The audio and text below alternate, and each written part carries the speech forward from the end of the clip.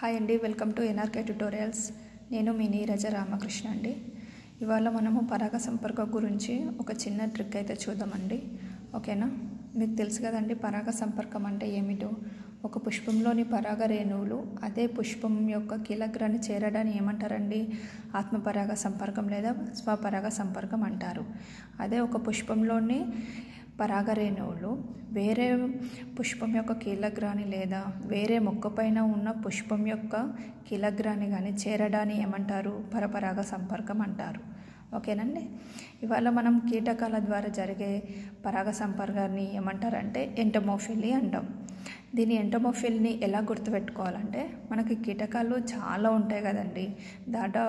దాదాపుగా 80% మనకు కీటకాలే ఉంటాయి అన్నట్టు. ఆర్థోపోడా వర్గానికి చెందిన జీవులే ఉంటాయి అన్నట్టు కీటకాలలో. సో మనం దీని ఎంటమోఫిలీ అనే వాటిని ఎట్లా గుర్తుపెట్టుకోవాలంటే, మనకు కీటకాలు ఎన్నో ఉంటాయి.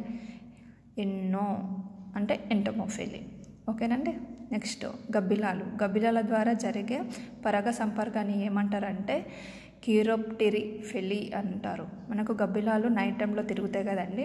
నైట్ టైం తిరిగినప్పుడు అవి ఎలా చప్పుడు చేస్తాయంటే కిర్కిర్ కిర్కిర్ అనే చప్పుడు చేస్తూ ఉంటాయి అన్నట్టు. సో మనం ఆ విధంగా గుర్తుపెట్టుకుంటే మనకు గబ్బిలాల ద్వారా జరిగే పరాగ సంపర్కాన్ని ఏమంటారంటే కిరోప్టెరిఫెలీ అంటారు. నెక్స్ట్ ఉడతల ద్వారా జరిగే పరాగ సంపర్కాన్ని ఏమంటారంటే థెరోఫిలీ అంటారు. మనకు ఉడతలు ఎలా ఉంటాయండి? చెట్టు కిందికి వస్తుంటాయి, ఎవరన్నా మనుషులను చూస్తే వెంటనే పారిపోతుంటాయి. అంటే దాన్ని ఎలా పెట్టానంటే తుర్రుం అంటాయి అన్నట్టు. ఉడతలు ఎలా వెళ్తాయి? తుర్రుం అని వెళ్ళిపోతాయి. అంటే తుర్రు తేరో జస్ట్ చిన్న వర్డ్ అండి, అంతేనా? కొంచెం చిన్న వర్డ్ మార్చాను. ఓకే, గుర్తుపెట్టుకోండి. నెక్స్ట్ పాముల ద్వారా జరిగే పరాగ సంపర్కాన్ని ఏమంటారంటే ఒఫియోఫిలీ అంటారు. మనకు పాములు చప్పుడు చేస్తుంటాయి కదండి, ఉఫ్ ఉఫ్ ఉఫ్ అని చప్పుడు చేస్తుంటాయి కదా, దాన్ని ఆ విధంగా గుర్తుపెట్టుకుంటారని ఈ వర్డ్ చెప్పాను అన్నట్టు. ఓకేనండి. మీకు ఇది కానీ నచ్చినట్టయితే నా వీడియోని లైక్ చేయండి, షేర్ చేయండి మరియు సబ్స్క్రైబ్ చేయండి. Thank you.